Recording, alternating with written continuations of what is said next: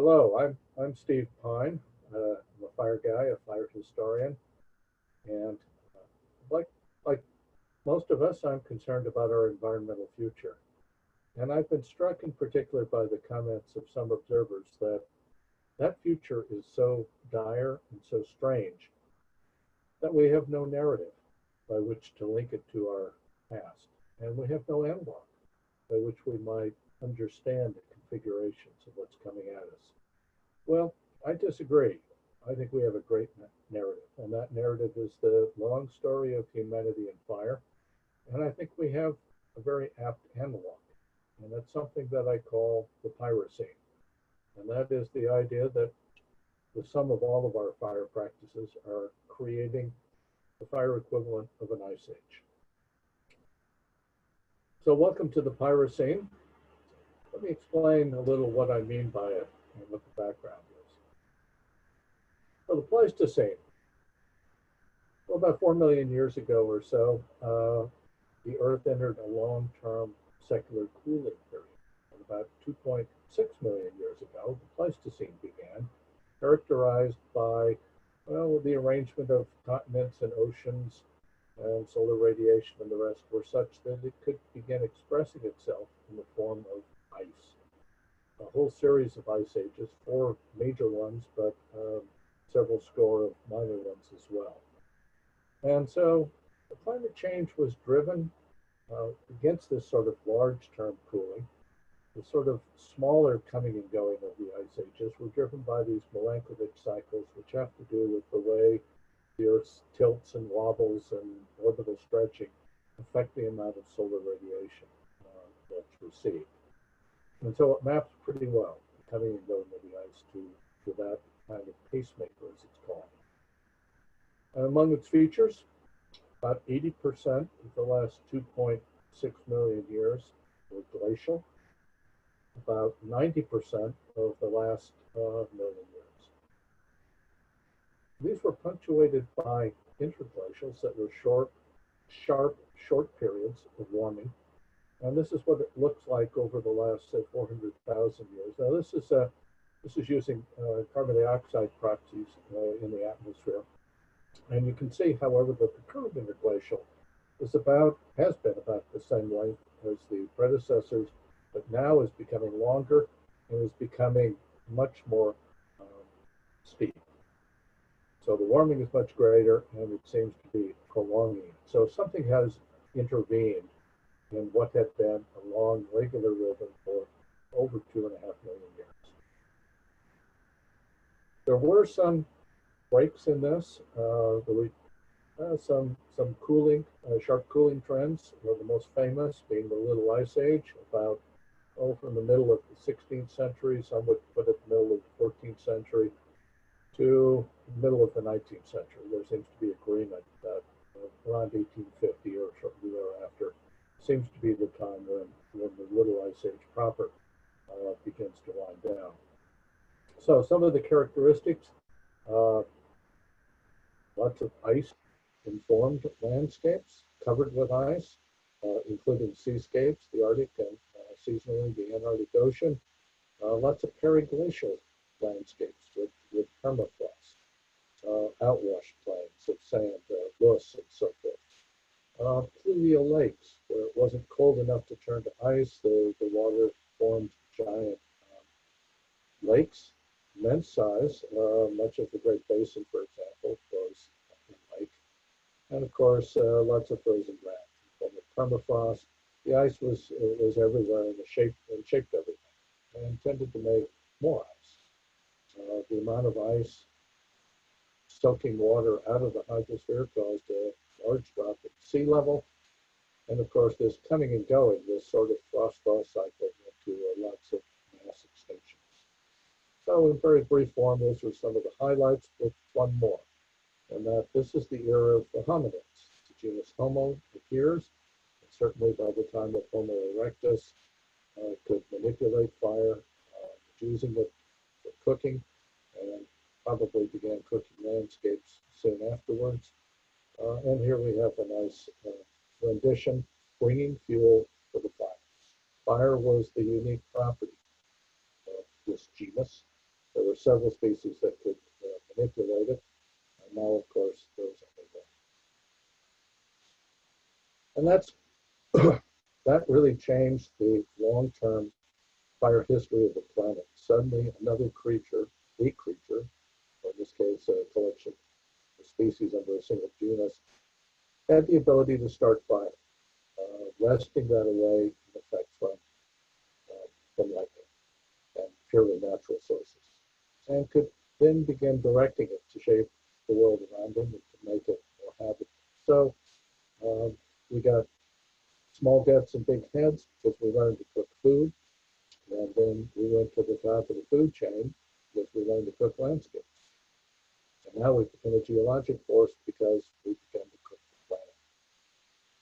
So the acquisition of fire was a singular event, in many ways our signature agency, ecological mark as a species. We have essentially a species monopoly over it. We are the keystone species for fire on the planet. So how did we use it? At one period, our control over fire was the control over ignition. We could determine the place and timing of ignition.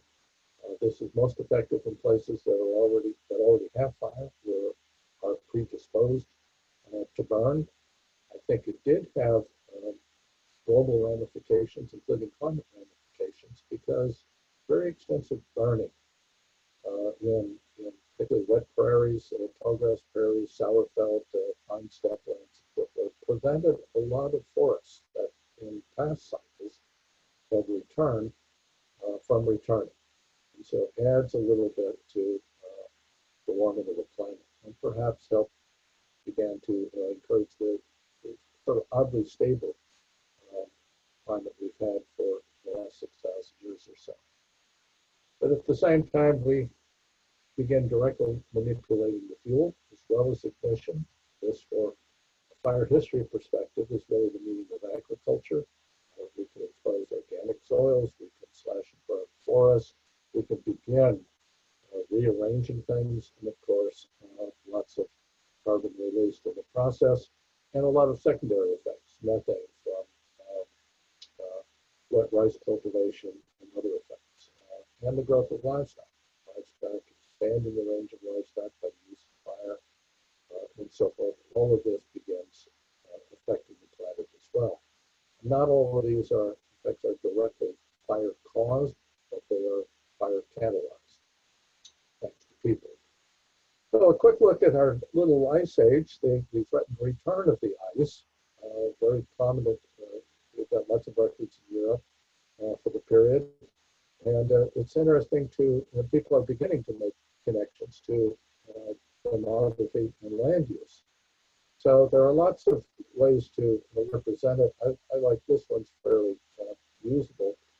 It's easy because if you follow the blue line, you see the exceptional warm period, medieval eras, and then the little ice age, that sharp spike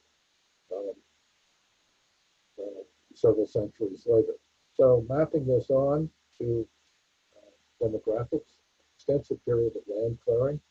So the traditional interpretation has been because it was warming and more favorable for agriculture, Europeans extensively began removing forests, expanding agriculture. One could just as easily pick up the other end of that stick and begin to argue that the land clearing was a contributing factor to the warming, but we don't have to decide one or the other. There is some kind of interaction at work here. Plagues through Eurasia, when followed by invasion, led to extensive collapse of demography and land use. The same when the forests returned. Then later, we have a demographic collapse in the Americas.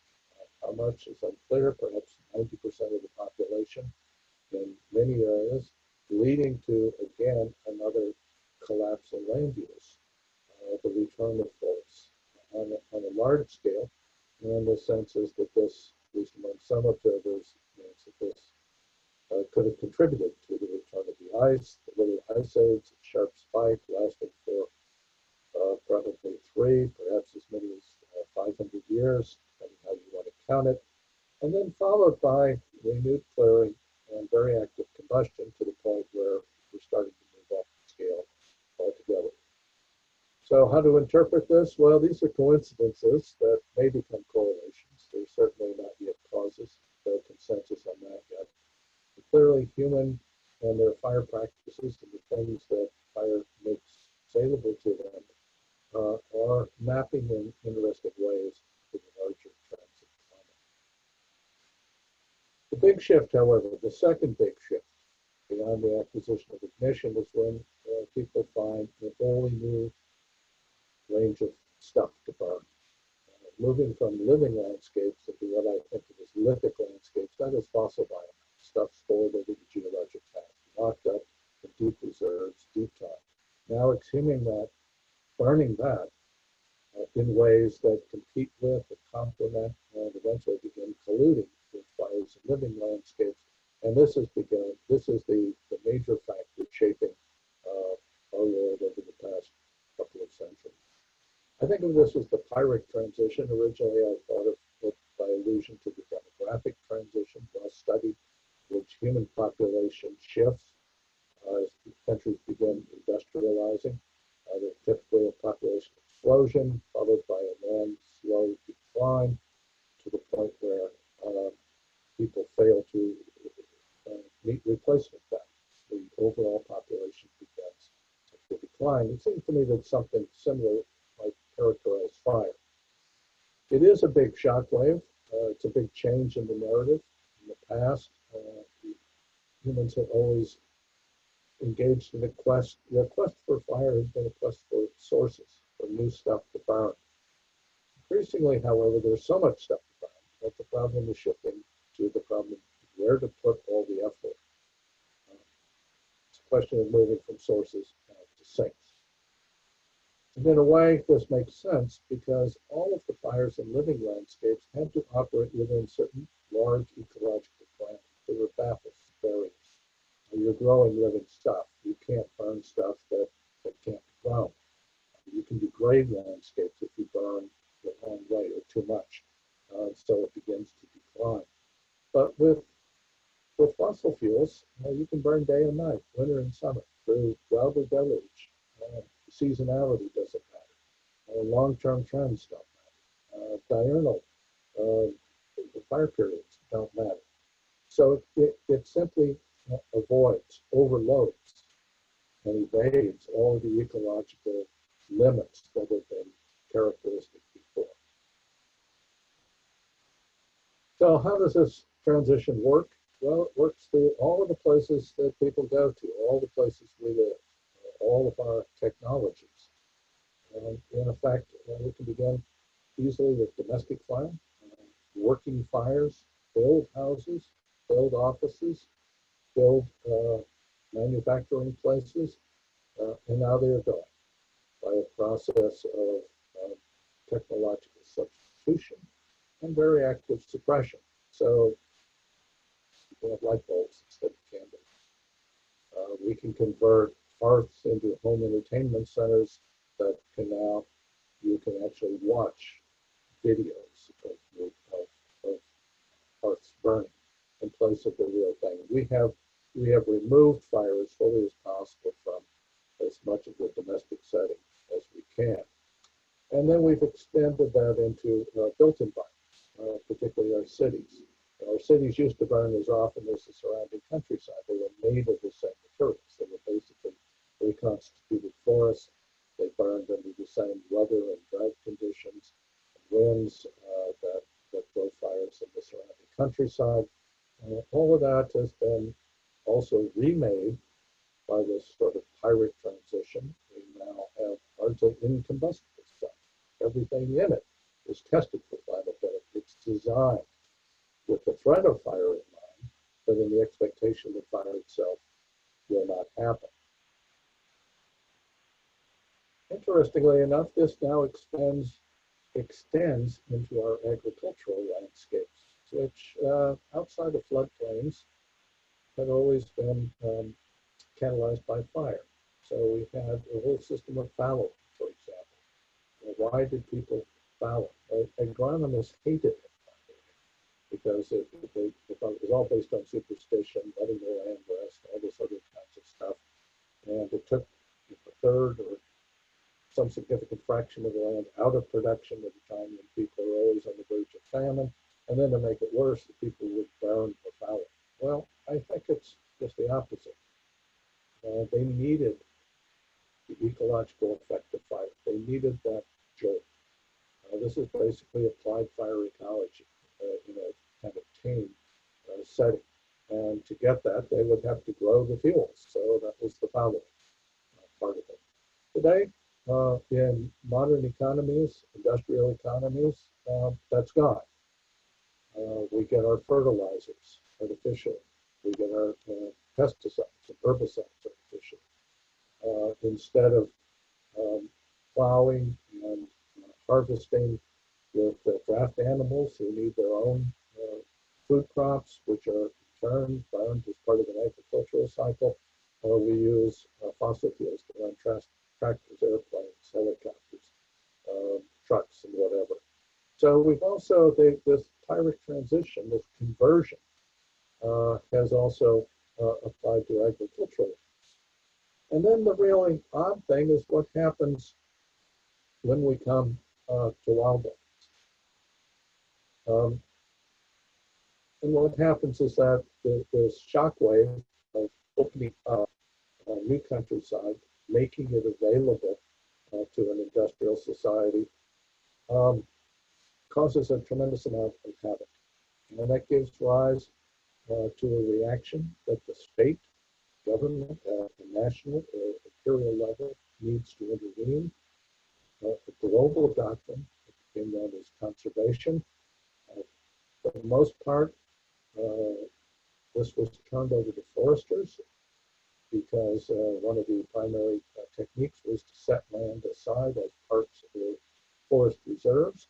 The foresters were given responsibility for it. It turns out to be a very unfortunate choice because forestry out of Central Europe was ill prepared to deal with fire and was simply unable to understand it in anything other than as a threat. But this was a global project, whether in the northern Rockies of the United States or the central provinces of India. On the photo on the right, there's a hilltop fire guard in his lookout tower. He's got a large drum outside his little hut, and he would use the drum to send warnings of jungle fire and alert the locals to help fight it. And the problem is that the locals were almost always the cause of the fire, and they had no interest in fighting the fire. So it was a very hard slog, and the British and India found themselves doing a lot of preemptive burning to prevent the fires that would come later. But it was, the whole project had global appeal. It characterized fire in a particular way. If you're a Kipling fan, you might wonder what happens to Mowgli after he grows up. What happens is that he joins the Indian Forest Service and becomes a fire guard.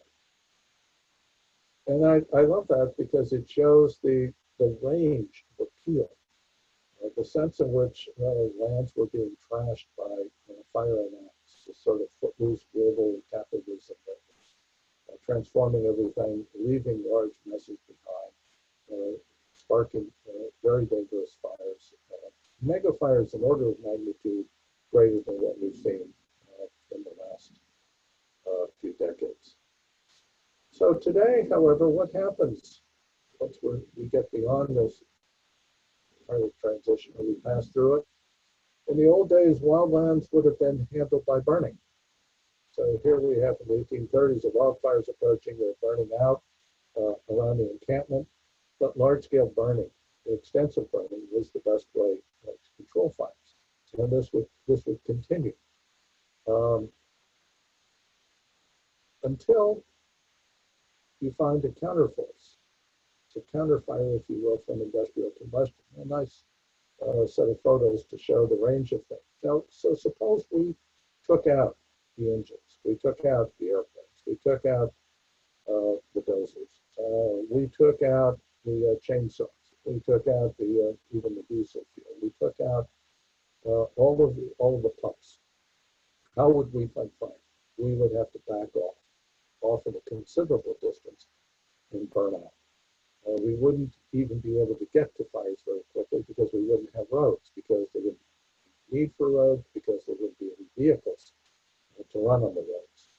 So our whole infrastructure, which has allowed us to shrink the domain of fire, and even in wildlands, is driven really by internal combustion or the fires from burning fossil fuels. This is an illusion because for a while this can work, but cities are not the same as wildlands. Fire management in built environments is different, fundamentally different than in wildlands or countrysides or cultural landscapes of a certain kind of agriculture. Nonetheless, so eventually, as we know, we lose the control over fire. But what happens, what's interesting is that all of this happens even apart from anthropogenic climate change. This is simply a result of our shift going from open fires, from fires in living landscapes to relying on fires that come out of lithic landscapes. And the United States, for example, went through a fire revolution, a major policy change, what was perceived by many people at the time as an approaching crisis, a fire crisis. In the 60s and 70s, well before climate change and global warming became issues, at a time when climatologists were actually predicting the inevitable return of an ice age.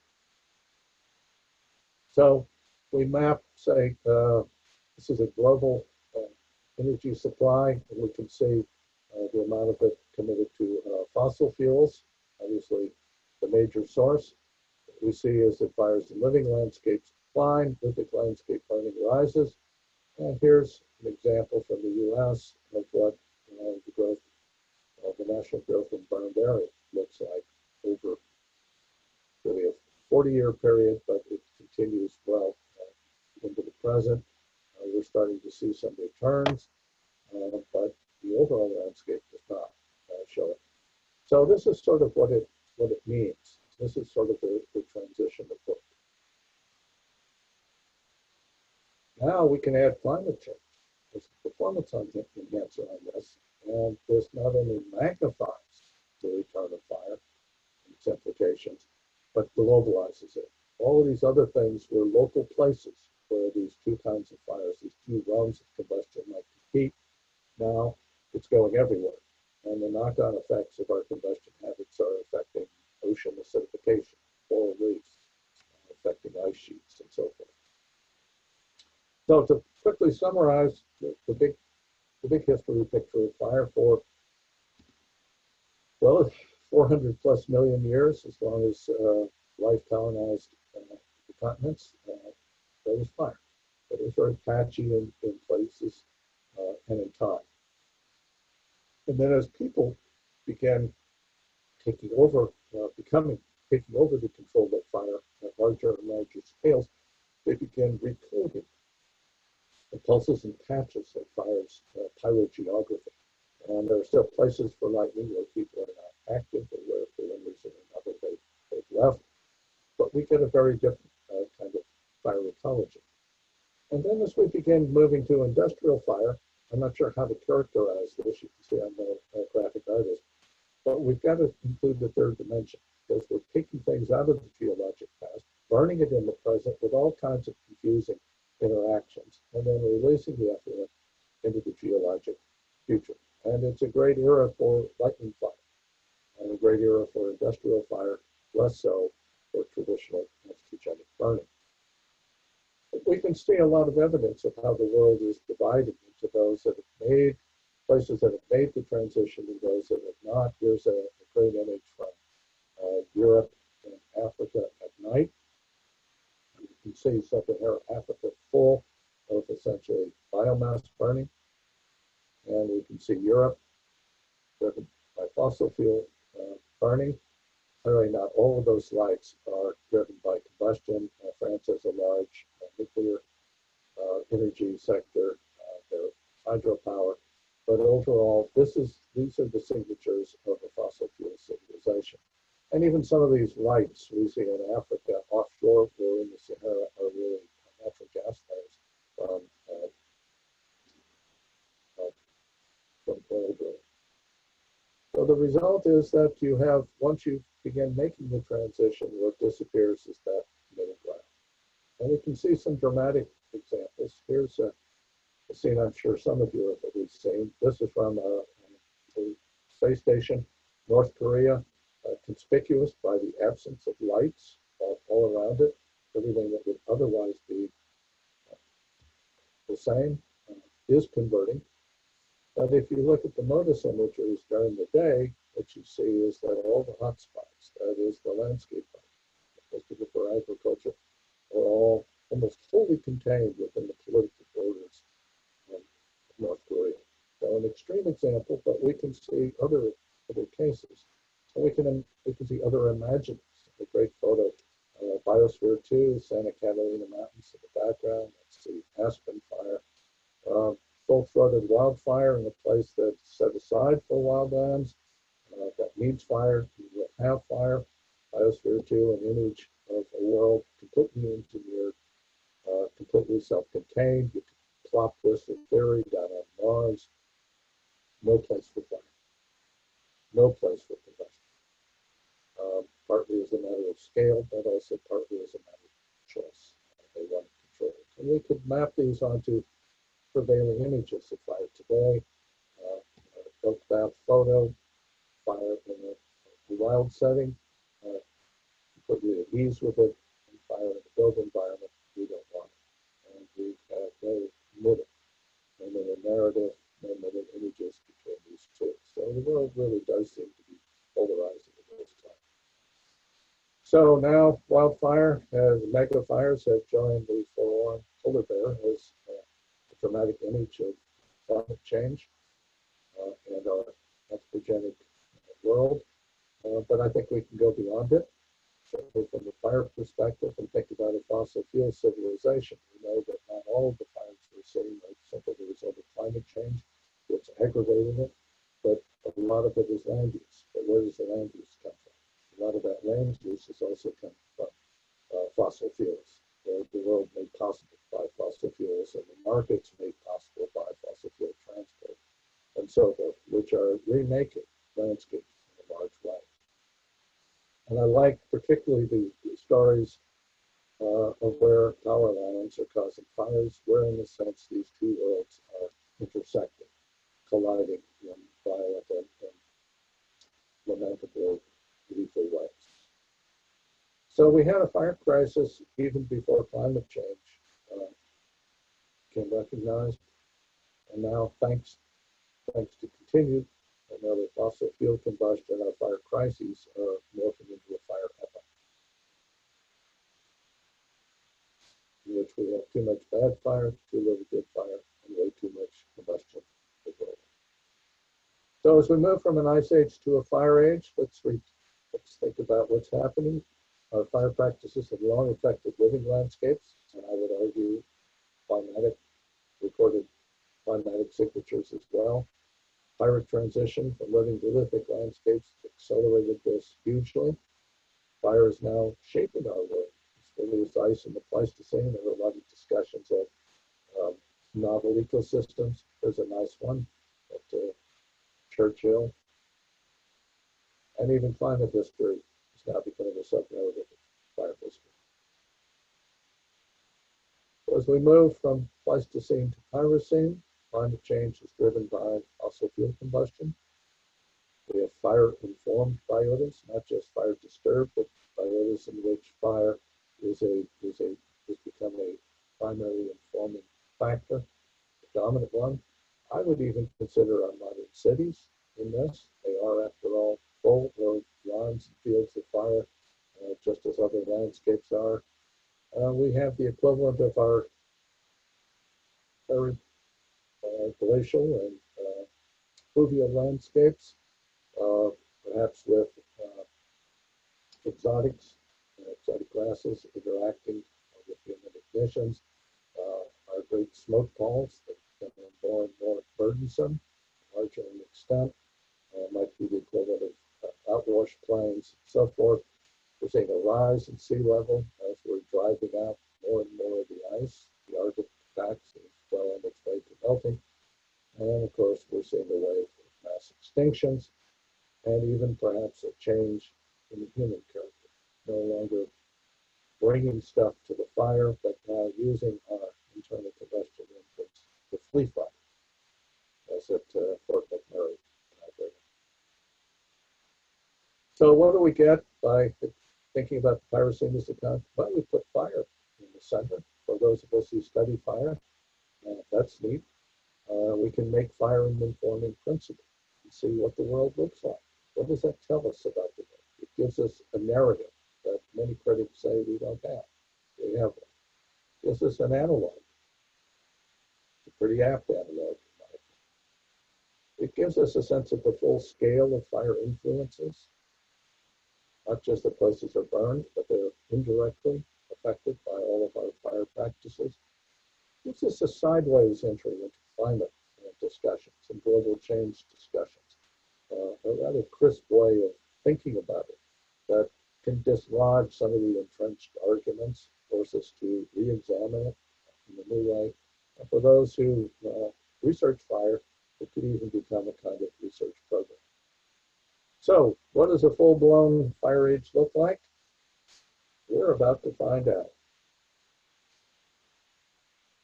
If you'd like more information, contact information. Thanks for listening.